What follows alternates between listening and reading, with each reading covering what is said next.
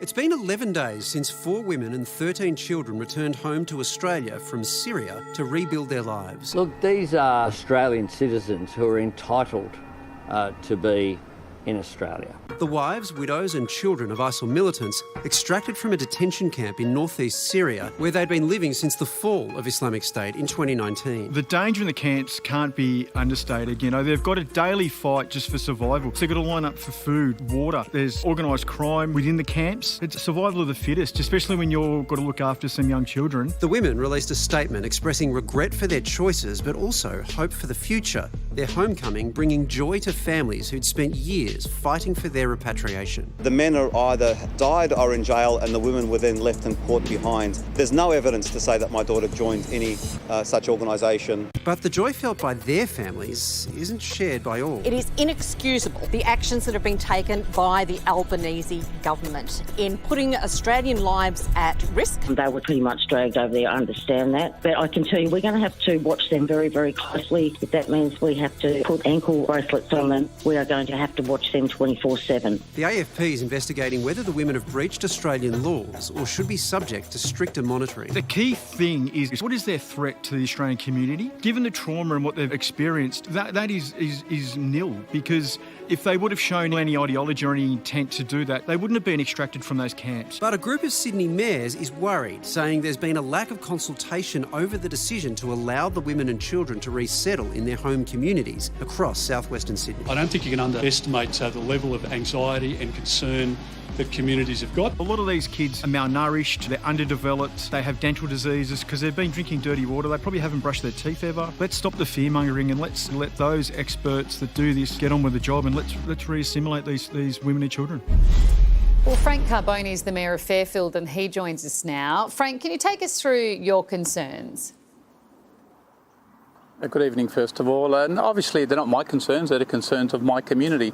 It's my role as the Mayor to express them and to make sure that we're heard loud and clear.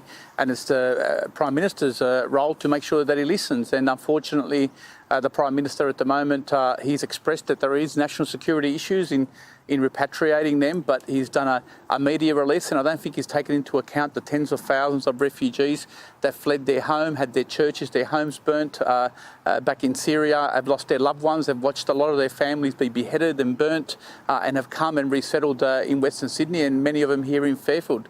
So I don't think he's actually consulted with them, and it's very easy for people to talk and to say things, and they don't have experience, but if you walk in their shoes, and you've got to understand that it can be a very traumatic experience. It can be one full of emotions and one that obviously breeds a lot of fear. So all we're asking as the mayors, myself, the Mayor of Liverpool, Nembanoon, and George Grease, the Mayor of Campbelltown, is that the Prime Minister come out and consult and talk, to have a discussion with the community, make sure the community's put at ease and make sure that he explains what's going on.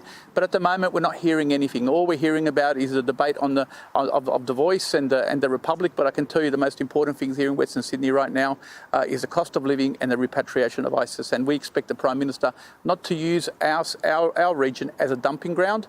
He should consult, respect people of Western Sydney. They're very hard-working people, and we will stand up for our community, and that's my role as the Mayor, and I'll continue to do that no matter what. Frank, I think that's a very valid point, but these, at the end of the day, are Australian citizens and they are returning to their homes. So what is the alternative? Well, it's not my job to decide the alternative. It's the Australian government to make sure that they keep the Australian people safe. But what I will say, as someone that's had a lot of opinion from my local community, is the facts are these people left voluntarily this country. They went through different countries and actually went to Syria, and they went there and assisted. And many of the children are actually born in the camps and they have dual citizenship as well. But what we do know is that under the Australian Citizenship Act, you pledge your allegiance to Australia and you pledge to defend this country. And unfortunately, these people decided to turn their backs on our community, turn their backs on our country, and they went there and fought against Australian soldiers. How would our air servicemen and women feel? How would their wives feel, those that unfortunately were lost? How would those refugees or those people in Syria who lost, those children that lost their fathers fighting side by side next to Australian service personnel feel when they can't come here. And I would actually argue that those people where their fathers actually fought side by side with Australian personnel are actually more of an Australian citizen than anybody else, because they fought with us, didn't fight against us. I understand that point, Frank, but legally they're not. I mean, Australian citizens are a different category. And that legal difference really, really matters. And so we have obligations to Australian citizens that we don't have, for example, to refugees, as thoroughly deserving as those people might be. Do you at least accept that point? Well, under the criminal code, Commonwealth Criminal Code, I think it's section 80, it actually says that you can't commit treason, and treason is when you leave your country and you aid and abet. It doesn't matter if you're baking a cake or scones and assisting ISIS, you've committed treason. And I mean, under that act, you can actually have your citizenship revoked. Yeah, but you'd have to convict them and then do that first, though, Frank, and that hasn't happened. So that they remain. And you're talking also a lot about kids here. Well, in fact, mostly about kids. So what would you do? Would you leave kids in camps overseas when they are Australian citizens? But just going back to that point, the Australian government has kept Julian Assange out of this country. They've done that. They had no problems about doing all that. He's an Australian citizen. I didn't see them bend over backwards to help them either. No. Sorry, Frank, I don't mean to do this. That's a very separate case, because they didn't keep him out of the country. He didn't want to leave an embassy because of extradition. So that was a totally different sort of a situation. Well, what about the person that got arrested today for assisting the Chinese militarily? But forgetting about that, look, the kids is a tragedy. It always is. I got kids, and we love kids. Doesn't matter if they're ours or someone else's. And unfortunately, this is the tragedy of what ISIS has caused. They've made a lot of kids orphans. And you talk about the kids that are here, but there are millions of kids, of course, that are stuck overseas that lost their in camps as well, rotting away, and their fathers died fighting side by side with our air soldiers. And the question is, who do you prioritise, the victims or those that were perpetrators? But as far as the kids go, look, it's a matter for national security to determine that. But the point I want to make is, why is it Western Sydney? Why is it Western Sydney when we have tens of thousands of people that fled ISIS, okay, that have traumatic experiences, have very bad emotions, and this is a triggering event for them. And the least the Prime Minister can do is get out of the back of a limousine and actually come to Western Sydney and consult with people. That's all we've asked to do, is have a discussion with us. We're worthy of having a discussion, the people of Western Sydney.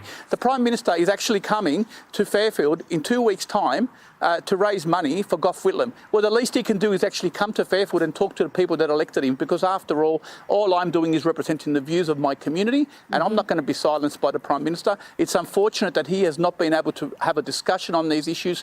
We have invited him now for the past few weeks. He's more than welcome, happy to invite him, make a cup of coffee, and for him to listen to the concerns of our community. And as far as the children and those that are repatriated, Australia is a very big country. They don't necessarily have to be in Western Sydney. And maybe the Prime Minister should come out and understand and have a discussion with the people out here to understand those traumatic experiences, because at the moment I don't think he understands that. And he's been able to consult. Frank, we are going to have to leave it there, because we've given you a really good go, and we are now out of time. In fact, we've gone over time. That's fine. You're making your point really forcefully. I appreciate you making it. And the point about consultation especially. It'll be really interesting to see what the Prime Minister has to say. But we are, I'm afraid, out of time, mate. Thanks very much for joining us. Appreciate it.